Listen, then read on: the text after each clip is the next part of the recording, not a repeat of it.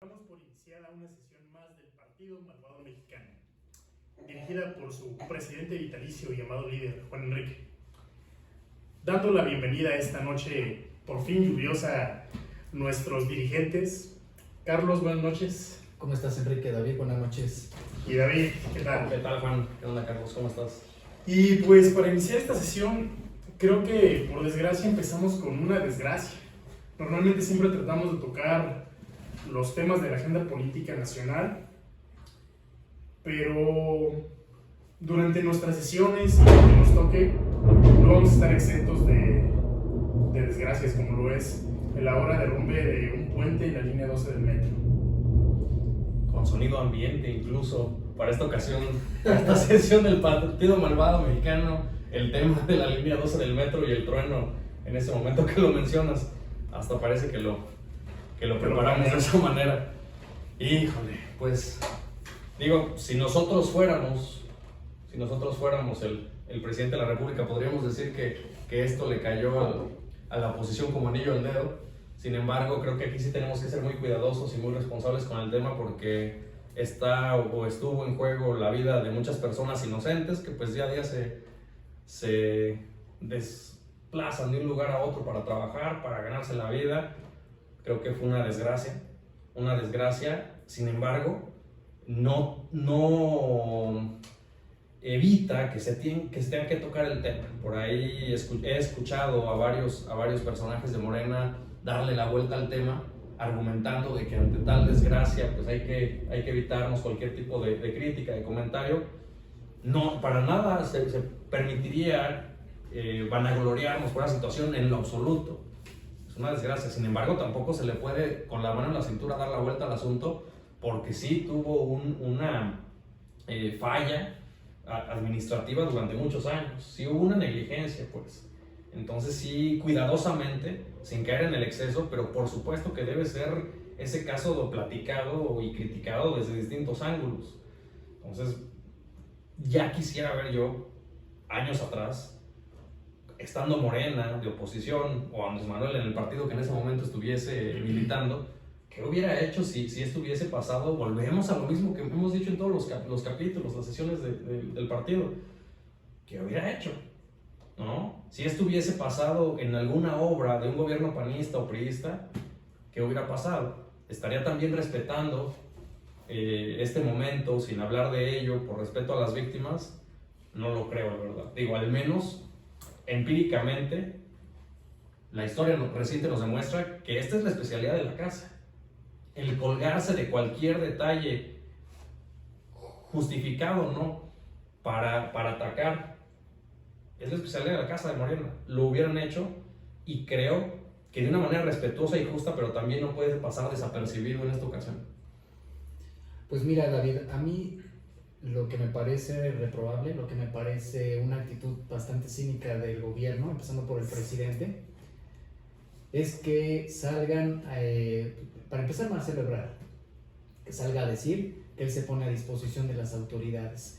¿En qué país civilizado donde existe una verdadera democracia, y sobre todo un verdadero Estado de Derecho, de cuando acá un funcionario que tiene una responsabilidad después de la muerte de varias personas sigue en el mismo puesto y todavía dice que queda a disposición de las autoridades? Desde este momento debería de renunciar a su puesto, ¿no? Y por el otro lado, pues el presidente, muy cómodo, pues en Palacio Nacional con su mañanera, sin estar ahí presente pues ahora sí que ahí en el terreno del accidente. Vaya, buscando de qué forma estar ahí evadiendo esta tragedia, ¿no? Yo creo que para empezar, de mi parte, para mí es totalmente vergonzoso el planteamiento, la conducta que están dando las autoridades frente a esta grave crisis. Pero fíjate, comentaba David, esto le cayó como anillo al dedo a la oposición. Eso hubiese comentado Andrés Manuel, lo dije porque él así toma este tipo de desgracias, como la pandemia. Claro, pero por ejemplo vemos que esta clase de situaciones en las que una tragedia nacional realmente cohesiona la sociedad, sí puede ser un tope muy fuerte sobre todo en tiempo electoral. O sea, en verdad, que si hablamos de un gobierno de Miguel de la Madrid, con el terremoto del 85, y las consecuencias que tuvo hacia su imagen pública, nunca se pudo volver a levantar de algo de esa naturaleza. Ahora vamos con la segunda parte, ¿no? La que dice Carlos. Ni un solo funcionario ha salido a renunciar, y al contrario, han tenido el apoyo y el solapamiento, La desfachatez del grupo en el poder. Mira, pongamos que Marcelo Ebrard, por el nivel que tiene, no justificable por supuesto, pero siendo un personaje tan importante en el gobierno del presidente, no. Claudia Sheinbaum, no creo que un jefe de gobierno salga, y si se salía, incluso es, en mi opinión, lavarse las manos ante una situación que debe afrontar. Pero ni a la tarada que está a cargo de la dirección del metro, que por cierto, esta mujer era la encargada, la directora del metro en tiempos de Andrés Manuel. O sea, ya tenemos un personaje que está repitiendo sus funciones. Claro. Y que en este último gobierno, que le vuelve a tocar repetir funciones, que ya debe saber cómo opera y de qué se trata, ya tuvo un choque, ya tuvo un incendio y tuvo una desgracia. pero solamente es la directora del metro. Pero solo es la directora. Solamente es la directora del metro. ¿No? Pero sigue. Exacto, o sea, vemos qué tan bueno es tener el favor del presidente. Porque tú crees que un gobernador de oposición no correría a la mujer encargada de eso tan solo por limpiar su imagen pública. Pero esto es una imposición presidencial obvia. Es mi amiga, me ha estado apoyando durante ¿cuántos años? Como sus candidaturas, algo parecido. Sí. A ver, yo me acuerdo muy bien también, tomando esto que hemos comentado y abonando con lo del Estado de Derecho, me vino ahora sí que a la mente el debate que sostuvieron Diego Fernández de Ceballos y Andrés Manuel junto con López Obrador hace como 20 años, y simplemente como le recriminaba a Diego y a toda la camarilla que según él está detrás, que la mafia del poder, etcétera, etcétera, por el tráfico, nada más por el tráfico de influencias y el enriquecimiento ilícito. Palabras literalmente del que si realmente hubiera un Estado de Derecho, todas esas personas seguirían en la cárcel, todas esas personas deberían ir a la cárcel. Aquí con esta tragedia, entonces, ¿dónde va a estar el Estado de Derecho, no? Y realmente esta es una responsabilidad absoluta, o sea, no hay para dónde escabullirse, no pueden de alguna manera irse por la tangente ante esta situación que acaba de suceder. Desconozco exactamente las demás líneas del metro, el año de su construcción y el seguimiento que se le ha dado en cuanto al mantenimiento. Desconozco en lo absoluto qué tipo de mantenimiento se le dé, el presupuesto que se dispone para ello, no tengo idea. Pero bueno, la mayor parte tengo entendido que desde el sexenio de Gustavo Díaz Ordaz fueron construidas, y cuántos sismos no han pasado, y me imagino que cuántos mantenimientos o algunas, algunos cambios habrán tenido. Sin embargo, ahí están. Entonces, esta línea se inaugura en el año 2012, tiene escasos 9 años de que se inaugura durante el gobierno de Marcelo Ebrard. O sea, no hay ni punto de comparación entre el tiempo que tienen todas las otras líneas y esta. Ahí entran muchas preguntas, tanto en la manera en la que fue construida, los recursos que fueron destinados para ello, en dónde estuvo realmente la negligencia. Mucha gente dice, no, pero es que el sismo del 2017, ese argumento, más que estar abonando a Morena, es de alguna manera también un argumento contrario, porque precisamente si en el 2017 esta línea se ve afectada por el sismo, entonces estos años que ha gobernado Claudia Sheinbaum, ¿qué seguimiento le dio a eso? Hay fotos, hay tweets posteriores al sismo en donde gente común y corriente, ciudadanos, suben fotos de cómo está dañada la estructura. O sea, no es un tema escondido, no es un tema que de ayer a hoy algo pasara. No.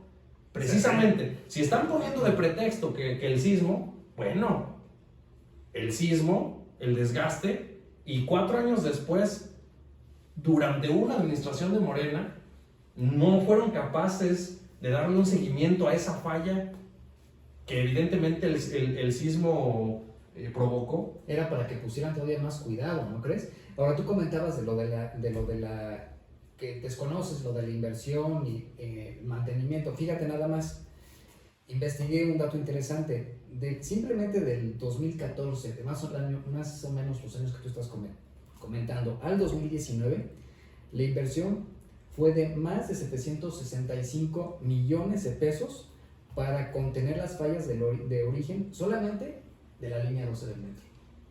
Solamente de la línea 12, 765 millones de pesos, del 2014 al 2019. ¿Y pasa esto? Ahora, algo que es bien importante recordar y que creo que en este caso al gobierno, encabezado por el presidente y representando a Morena, no tienen la excusa de que es culpa de gobiernos anteriores. Ellos son los gobiernos anteriores. Desde el 97, con el triunfo del ingeniero Cárdenas, ¿sí? Ese grupo político, aunque se llamaran PRD en algún momento, y aunque en este momento tampoco sean amigos de Miguel Ángel Mancera, son un mismo grupo de poder que estuvo a cargo de toda esta situación. Ahora, Carlos trajo el número, y por ahí se escuchaba, la verdad no tengo el dato comparativo para saber que sí sea cierto, pero que se le ha reducido el presupuesto al metro. Esa es una. Y la otra, el presidente diciendo que no culpen a la austeridad.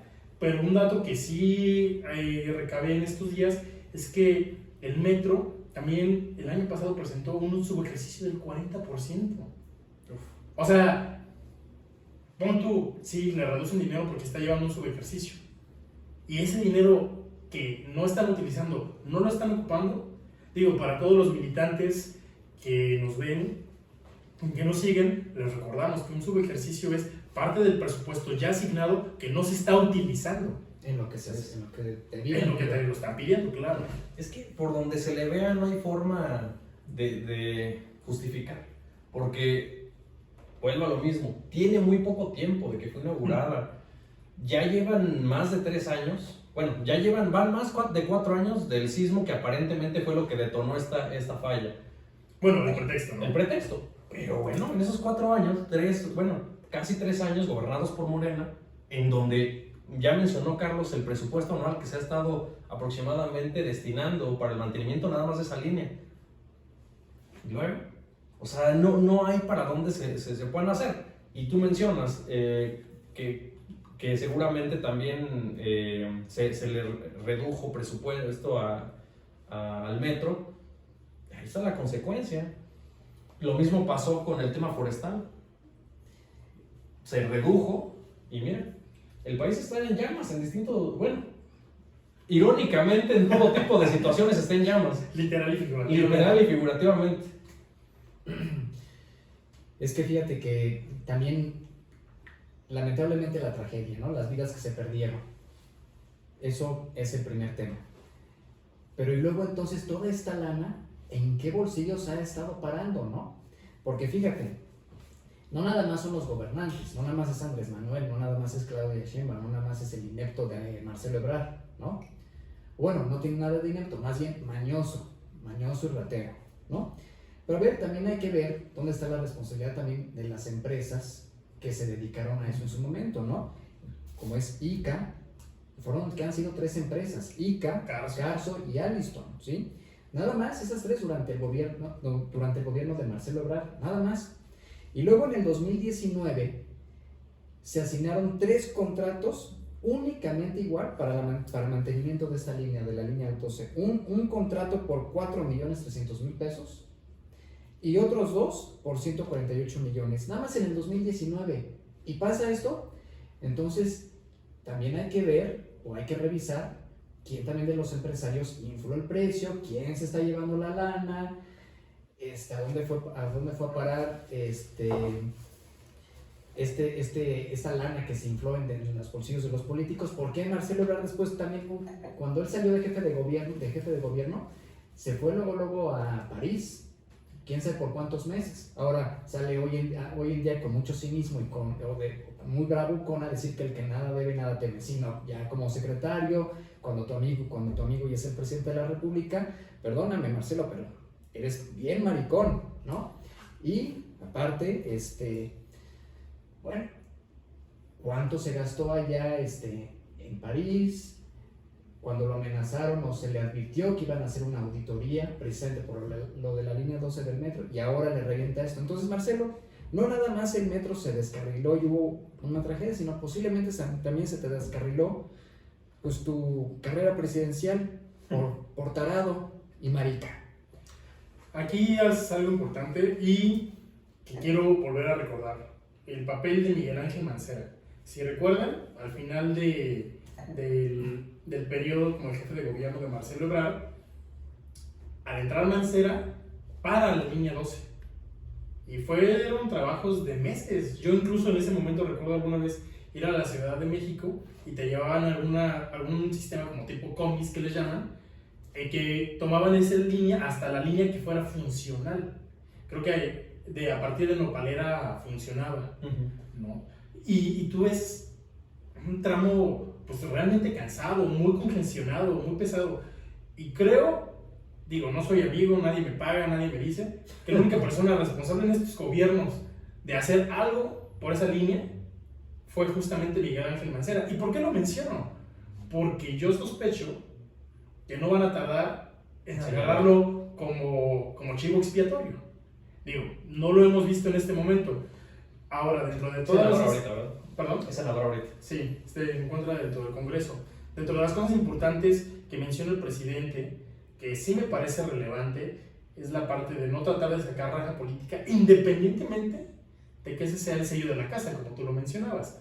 Pero lo que sí puedo decir es que, oye, las rémoras estas asquerosas del PAN que van y se acercan de manera realmente desagradable a una tragedia para, literal, sacar ese beneficio político. O sea, es obvio que esto es beneficioso políticamente para cualquier oposición. Y ni siquiera a nivel local. Pero oye, no seas tan idiota. O sea, eso es lo único que les pides a cualquiera. O sea, esto se ve peor. Han de haber sido los del Yunque, Enrique. Es que vuelvo a lo mismo, insisto, no es hacer leña del árbol caído con esta situación. O sea, a cualquier oposición en este momento hubiese resaltado el hecho, y más que por sacar una tajada política, porque lo amerita. Se perdieron vidas, no es para menos. Él pide, ruega que no se hable de esto porque electoralmente no le conviene, porque está a la vuelta de la esquina en las elecciones intermedias de junio, pero por supuesto que lo amerita. Ahora, algo que también... Perdón, Enrique, y que también va a traer sus consecuencias electorales. Ojalá, porque esto no va a pasar. No nada más la responsabilidad de los funcionarios que incurrieron en corrupción y que gracias a su comportamiento detestable, pues murieron muchas personas, sino también en lo electoral. Eso es inevitable. Y realmente volvemos a lo mismo. O sea, suceden tragedias todos los días en el mundo, muchas de ellas fortuitas, a causas naturales, inesperadas. Esto es una consecuencia que tiene que ver con la administración pública directamente, que ha estado a cargo. O sea, no hay forma de que se le dé la vuelta. Esto no pasa de un día para otro. De negligencia. Por supuesto, Sí, claro. Cuando se da un seguimiento adecuado, cuando tienen el presupuesto para hacerlo, cuando hay alguien dedicado a estar cuidando este tipo de temas, es realmente,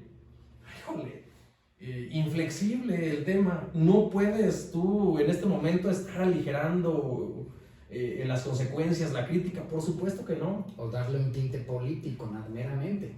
No, y si se le da, son consecuencias, Sí, es una son democracia. consecuencias. Sí, por Vivimos en una supuesto, democracia. por supuesto. Sí. Haciendo memoria histórica, yo quiero recordar, digo, de mi infancia, el primer conflicto que yo me acuerdo bien después de los zapatistas, era mucho la parte de los ejidatarios de San Salvador Atenco, al final del sexenio de Fox, por esta cuestión de que justamente querían construir un nuevo aeropuerto, y quienes fueran un grupo incendiario políticamente apoyando a esta clase de gente. No voy a decir si su lucha era legítima o no, pero había un grupo político apoyando esta clase de tragedias y desgracias, ¿no?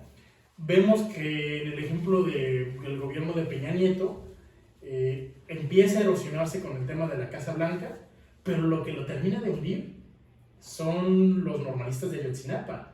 En un gobierno perredista, con un candidato con fotos con el presidente. Amigo, sí.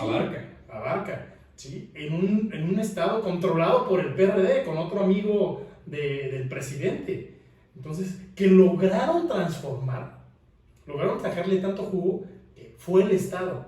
No fue el Estado de Guerrero, fue el Estado mexicano con Peña Nieto a la cabeza. Y yo lo único que quiero terminar diciendo respecto a este tema es, ¿cuántos Ayotzinapas ha tenido el presidente? Y podemos empezar con la matanza de la familia Levarón. Podemos seguir con la gente que se incendió en Tlahuelilpan. También. ¿Sí?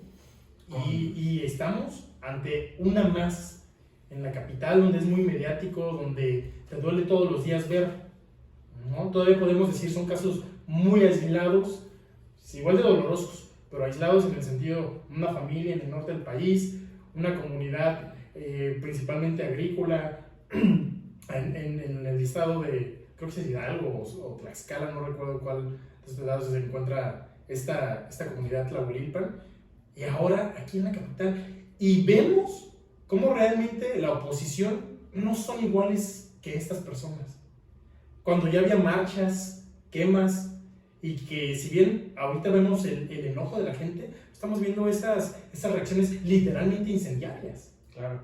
¿No? Que si hubiese tenido él. Que si hubieran tenido, pues.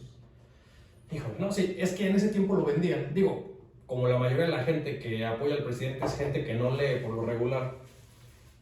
Mucha gente con este perfil creía que el presidente Peña Nieto había mandado matar a los normalistas. Creía que Calderón había ido a incendiar la guardería ABC.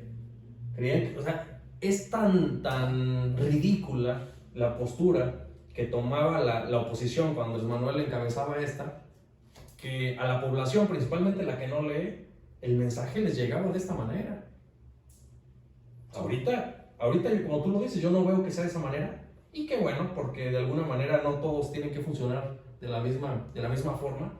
Sin embargo, no puede, insisto, pasar desapercibido, porque perfectamente se pudo haber evitado con un adecuado seguimiento de la administración pública a cargo, ¿no? No, y se lo advirtieron desde el 2007, en la comparecencia que tuvo Marcelo Ebrard, ahí en la Cámara de Diputados. Ahí el director del metro, precisamente es otro dato que tengo, recomendó usar trenes de rodadura neumática, ¿no? Para evitar desgastes, ¿no? Sí, exactamente, para precisamente prevenir cualquier incidente grave en la línea 12 del metro.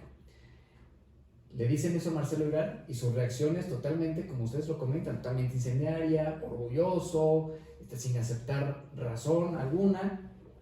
Y quien también ha salido ahora sí que a la luz con todo esto, pero como que entre que sí y que no se nos olvide, porque también a la hora del voto somos de memoria corta, ¿no? Porque no se nos olvide que también el que destinó sus recursos, el que se dedicó a todas esas transacciones con la empresa, el gobierno para la línea 12, fue Mario Delgado, porque Mario Delgado era el secretario de Finanzas en ese entonces, ¿no? Otro idiota que está también ahí como presidente de Morena, representando muy bien a los idiotas, ¿no? Pero, pues o sea, el problema no es ahorita, no es antier que pasó esta tragedia. O sea, desde el 2007 el director del metro le comentó esto ahí en la comparecencia a Marcelo Ebrard. Los diputados en ese momento le dijeron, oye Marcelo, así no va la cosa. Y para colmo, no tengo exactamente la cifra como las otras cifras de los contratos que sí traje, que creo que se infló hasta 5 veces el contrato respecto a los mantenimientos que se han dado de la línea 12 del metro. Pero también que yo quiero dejar subrayado que Mario Delgado es el que literalmente se encargó de los recursos como secretario de Finanzas. Y es el que ahorita está generando toda esta estrategia toda esta estrategia electorera de Morena, ¿no? Entonces, vaya, que el voto de 6 de junio no sea un voto nada más de olvido, ¿no? O sea, que sí estemos recordando estas cosas, ¿no? Porque parece que, pese a todas estas circunstancias, pese a que se están reciclando todos estos personajes, porque los personajes que están ahorita no pueden decir, como bien comentaste tú, Enrique, que esto es de la administración pasada, que es responsabilidad de la administración pasada. O sea, por lo menos llevamos 2 décadas con los mismos personajes que ahorita les tienen a cargo en la Ciudad de México. Y de lo que comentas, Carlos, algo que hay que dejar claro es que no es que nos estemos rasgando las vestiduras. La corrupción, por desgracia, es algo que casi por idiosincrasia permea en el común denominador del mexicano. Y seguramente este tipo de cifras infladas, principalmente en obra pública, se da con gobiernos de cualquier color.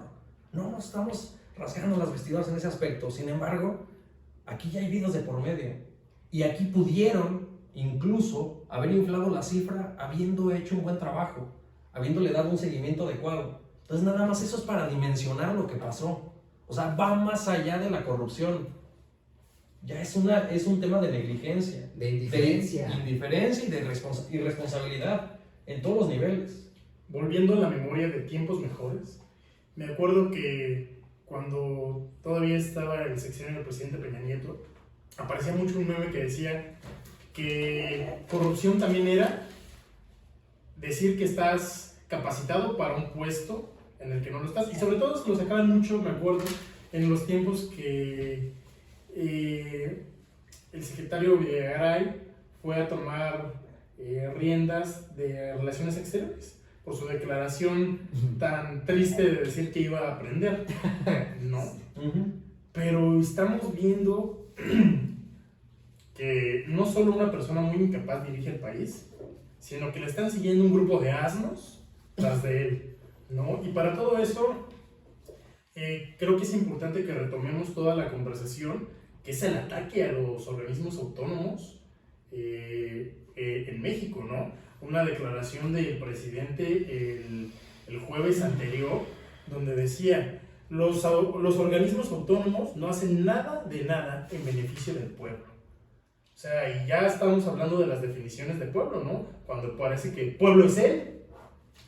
Y tenemos incluso mensajes de actores políticos importantes, como un Porfirio Muñoz Ledo, ¿sí? Levantando la voz ante gente de su propio partido. Hablemos de un hombre que ha seguido la transformación de Andrés Manuel y todo este movimiento de izquierda, ¿sí? De manera histórica, y que incluso le puso la banda presidencial. O sea, tampoco estamos hablando de un improvisado de la política. Cuando el INE todavía aprobó, bueno, no que haya aprobado, sino que el INE estuvo detrás de ese gran trabajo y ahora no sirve. Claro. Híjole. Pues con el tema de Porfirio Muñoz Ledo, creo que es de las pocas personas congruentes que existen en Morena.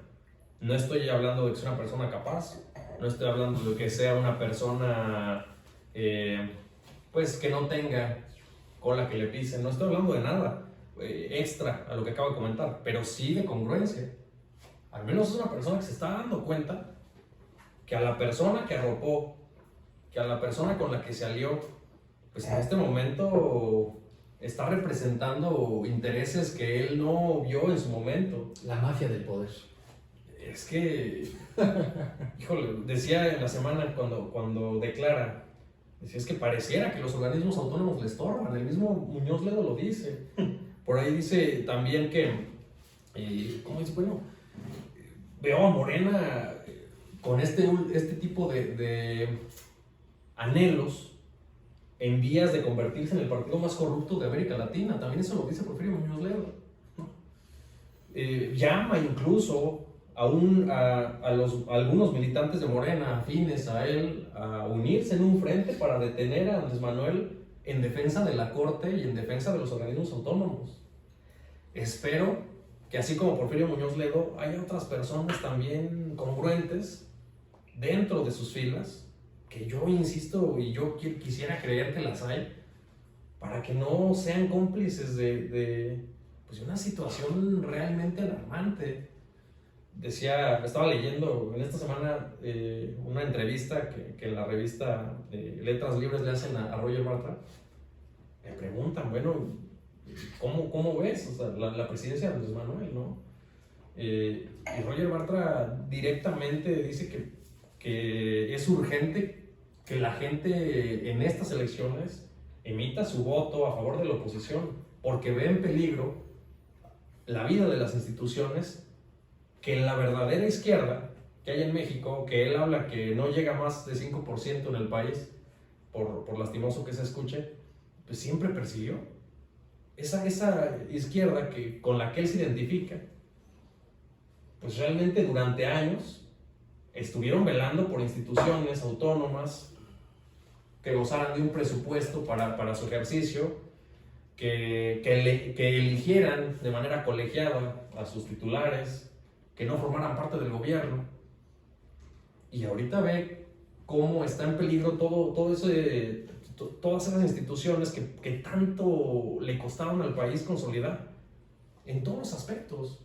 Un Banco de México que a partir de que consigue su autonomía en los 90s, pues empieza a tener un trabajo más adecuado, el país empieza a tener una mayor estabilidad, un INE, anteriormente IFE, que también durante los 90s adquiere su autonomía, estando Pepe Goldenberg a la cabeza en aquel tiempo, que empieza a picar piedra en esta naciente democracia en México, un INAI que realmente le hace falta mucho camino que recorrer, pero que a final de cuentas todos los demás organismos así empezaron, y ahí está, ¿no? Y que hay mucho buen trabajo. Una Comisión Nacional de Derechos Humanos que realmente para muchos no sirve para nada, porque la mayoría de las veces solo emite recomendaciones, por supuesto que no tiene ningún tipo de poder fáctico, pero que a final de cuentas ahí está, y en algunos momentos es la encargada de señalar ciertas violaciones a los derechos humanos, principalmente por parte de algún ente estatal. Podemos seguirnos ahorita con las instituciones. En este caso, te digo, este personaje, Roger Bartra, ve ese peligro y llama a la gente a dar el voto de confianza a la oposición en este momento, ¿no? Sea del partido que sea. Dice, por lastimoso que pareciera que el PAN, el PRI y el PRD son los que realmente abrieron el camino para que hubiese una transición democrática, y los que aún se aferran a que siga subsistiendo, ¿no? Él ve que el trabajo de Andrés Manuel es parecido al priismo más oscuro de los años 70, inicios de los 80. Aquí es donde pues uno cuestionaría las personas que argumentan seguir confiando en Morena para evitar regresar al pasado, si realmente vivieron en ese pasado. Porque hay gente que supo lo que era vivir en ese pasado y ya sabe en este momento qué diferencia hay. He visto muchas personas, quizás contemporáneas a nosotros, que ni siquiera vivieron en la época más oscura del priismo autoritario y no tienen un punto de referencia. Ellos, el pasado para ellos es Peña Nieto y Calderón. No saben de lo que hablan cuando hablan del pasado. Ese pasado al que tanto quieren huirle es justamente el presente que está comenzando. Pues bueno, como ya lo mencionó David, hay que estar muy atentos, porque el trabajo en contra de estos organismos no es de hoy. Hoy es muy visible por el INE y porque estamos bajo un periodo electoral. Sin embargo, creo que el primer gran logro del presidente en contra de esto fue imponer de manera ilegal, ¿se acuerdan toda la controversia que hubo? A la titular de la Comisión Nacional de Derechos Humanos, a la señora Piedra, literal, ¿no? A su presidenta del club de fans del PG, ¿no? ¿Cuántos intentos, Carlos, tú que estás más versado en eso, ha habido con el Banco de México, ¿no?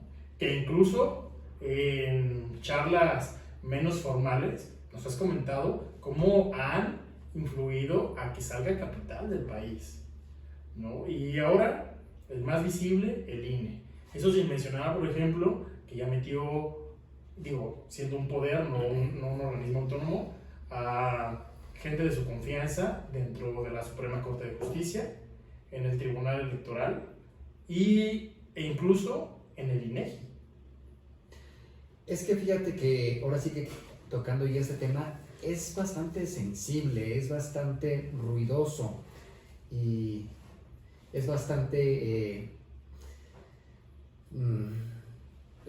hace mucho eco, ¿no? ¿Por qué? Porque es una cruzada permanente en contra del Estado de Derecho, en contra de la democracia. Simplemente tratar de tener el control del Poder Judicial, tratar de tener el control de todos mediante el registro de los datos biométricos por lo de las líneas celulares, la desaparición del INE, la desaparición de todos los organismos autónomos, está influyendo muchísimo también a que se cree un clima de incertidumbre jurídica en todos los aspectos. Gracias a todo esto, como tú lo comentabas, no nada más fue el intento de reforma que se quiso hacer con lo del Banco de México, sino esto está haciendo mucho escándalo ante los empresarios. Entonces, ahorita está habiendo una fuga impresionante de capital. Gracias, David. Entonces, vaya, todo lo que Andrés Manuel venía pregonando como oposición en su momento es ahora la bandera que tiene en contra. Por ejemplo, ahora estamos viendo que posiblemente de manera ya no tan escondida vemos que esté buscando una reelección, ¿no? Disfrazada ahorita con extensión de mandato, que es lo que quiso hacer con el presidente del ministro de la Suprema Corte, ¿no? Que prácticamente todas sus reformas ahorita es un atentado a la democracia, es un atentado al Estado de Derecho, es un atentado a los organismos autónomos y al federalismo propio, ¿no? O sea, estamos a un voto para jalarle la palanca al excusado para que el país se vaya por el caño. No, sí, y coincido plenamente, y en serio, o sea, si este canal de comunicación pudiese en esta ocasión tener eco, que sea en verdad, para que los pocos o muchos que nos pudiesen escuchar dimensionen ante el abismo que nos encontramos, ante la posibilidad de dar un paso en falso, los años de retroceso que podemos llegar a dar si en estas elecciones Morena se fortalece todavía más, ¿no? Yo quisiera creer que el mes de mayo va a ser decisivo. Todos saben que cuando en una campaña un candidato alcanza su nivel más alto, la tendencia es ir bajando, ¿no?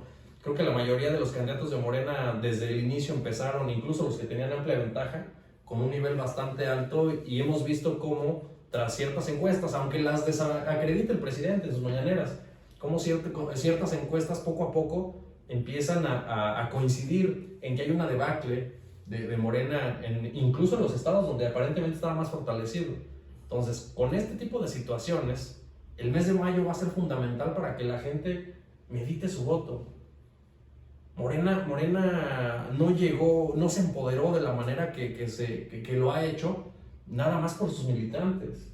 Se empoderó porque hubo un hartazgo ciudadano, porque la verdad dejaron mucho que desear los otros partidos en el poder. Esa gente que terminó por fin por darle la tercera oportunidad del triunfo a Andrés Manuel es la que en estas elecciones intermedias pueden tener el voto decisivo para evitar una tragedia. Quisiera ser optimista y creerlo, pero está en manos de las personas, ¿no? Perdón, Carlos, ya cierro con esto, con el tema de la línea 12 del metro, por más lamentable que sea, creo que pudiese empezar a agrietarse más este proyecto. Por ahí también, no sé si checaron un senador de San Luis Potosí por Morena, de nombre Primo Doté, pues que renuncia en la semana a Morena porque dice que Morena ya no le representa, la 4T ya no lo representa. Lo que está viendo de la 4T... El Morena, el gobierno de... Literalmente. El gobierno de la cuarta T ya no lo representa. Bueno, imagínate, ya tenemos un senador de Morena, tenemos a un diputado con el eco que puede tener, como es Porfirio Muñoz Ledo. Quisiera creer que estos son indicios de este desquebrajamiento que empieza a darse, ¿no? en este proyecto de la transformación de cuarta. Ahora, lo que sí creo que es importante resaltar es que toda esta parte de gobierno, a final de cuentas, no se puede desagregar de la parte política, ¿no? Durante las sesiones anteriores habíamos hablado mucho de candidatos indeseables, impresentables, ¿no? De gente que incluso bromeábamos mucho, ¿no? Que quieres tu candidatura, ¿a cuántas has violado, no? O qué delito traes por ahí. Y pasamos a cosas... ¿Cuántas nalgadas has dado? ¿Cuántas nalgadas has dado? Pasamos a cosas como que no están dispuestos a cambiar o a ceder en absolutamente nada.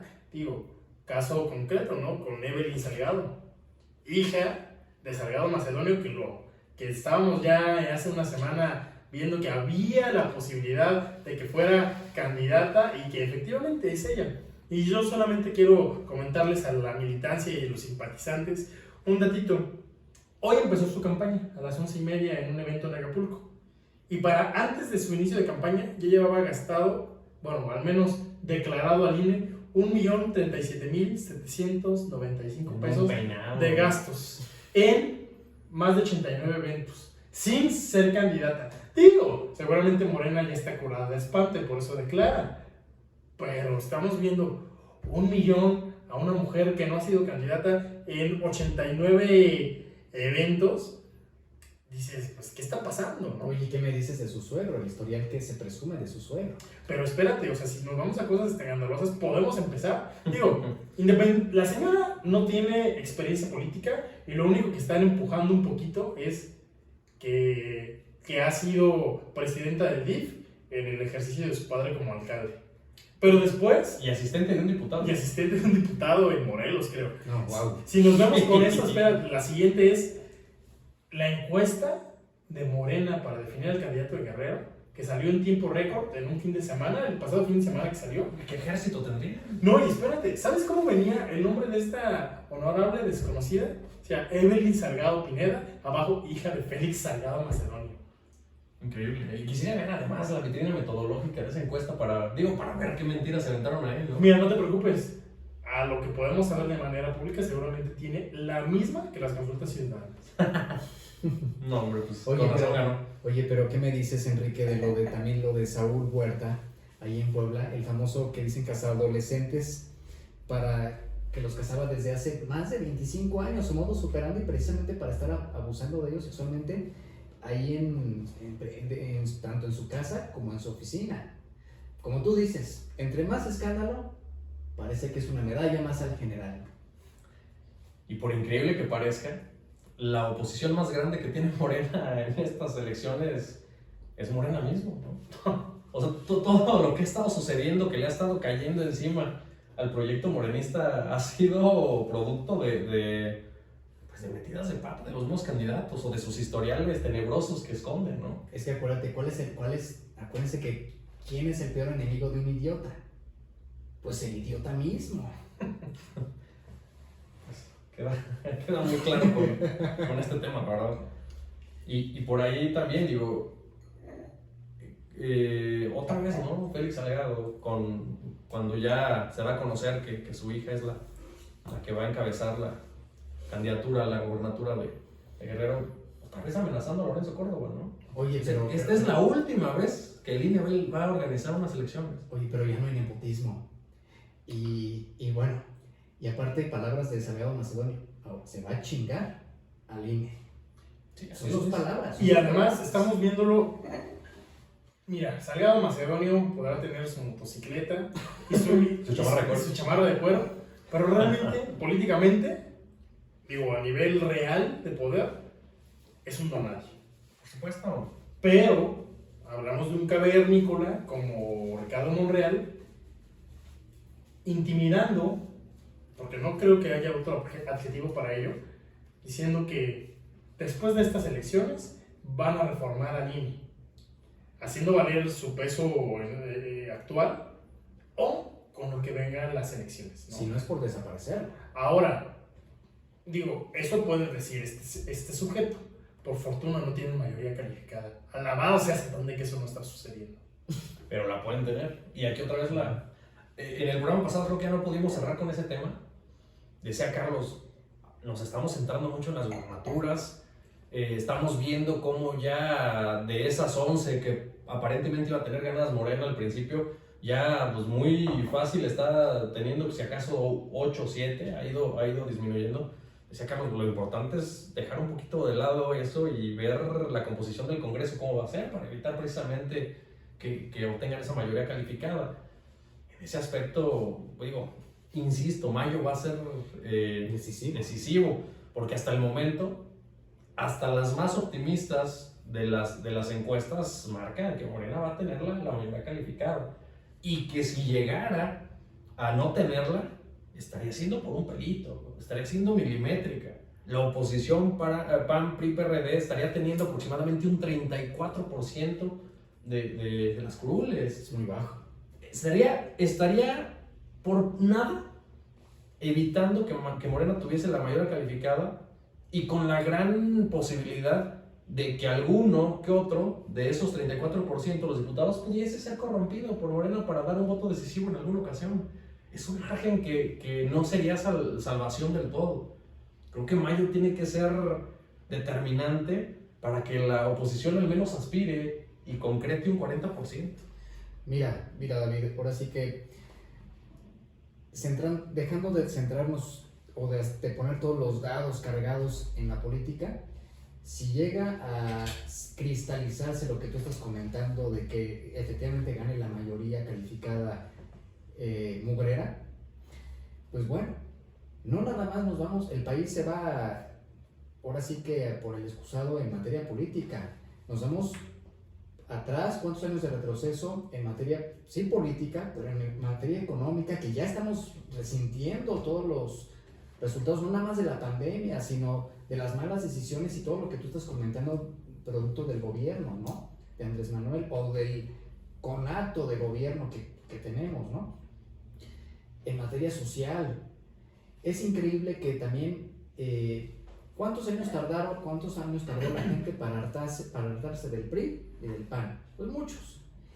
Y lo que sea de cada quien, por lo menos los números en cuanto a lo económico y en inversiones no estaban como están ahorita. No estaban en rojo. No estaban en rojo, ¿no? Y aquí 3 años para ya llegar a un hartazgo que sé que la gente en su momento tardó muchísimos más para hartarse del PRI, del PAN, o de la mafia del poder, o como quieran llamar, ¿no? Pero a lo que voy es que si gana la mayoría calificada Morena, mejor dicho mugrera, pues viene una crisis fuerte para México a nivel internacional, porque todo esto se va a ver reflejado en una incertidumbre jurídica para inversionistas. La gente, los empresarios no van a querer invertir aquí, porque entonces este partido Morena, el presidente, ya vimos que con las reformas que ha venido haciendo, con el querer apoderarse del poder judicial, de la desaparición de los organismos autónomos que tú comentabas, Enrique, o sea, se dirige a romper el Estado, a romper el Estado de Derecho, cuántos pasos de retroceso en ese sentido que comentaba David. Y lo peor de todo es que toda esta crisis la va a resentir la gente más pobre, ¿no? Entonces, no nada más es lo político, que sí, ahorita es lo central, por supuesto, porque vienen elecciones, pero de la decisión o del voto que ahorita llegue a dar el pueblo en las urnas el 6 de junio, va a depender no nada más la vida política del país, sino también la vida social y económica, y también la desgracia de muchos, o de la desgracia de México. Así de grave la veo yo, ¿eh? Pues bueno, yo solamente para terminar nuestra sesión quisiera recordar, nuestro nombre es Partido Malvado Mexicano, y gran parte de eso somos de cierta manera irreverentes, nos gusta ser políticamente incorrectos en muchos sentidos, y es más, muchos de nosotros apoyaríamos una agenda poco convencional en muchos sentidos, incluso hasta la manera de expresarnos a veces podría serlo. Pero Morena está sobrepasando lo malvado, están terminando siendo viles, y eso es muy triste, siendo las personas que dirigen nuestra nación. Ahora, yo quisiera proponer un lema paralelo al Partido Malvado Mexicano, al que todos ya conocemos. Somos malvados, pero tenemos madre. Y para despedir entonces, recordando el tema oficial del Partido Malvado Mexicano, somos malvados, no mentirosos. Buenas noches a todos. Buenas noches.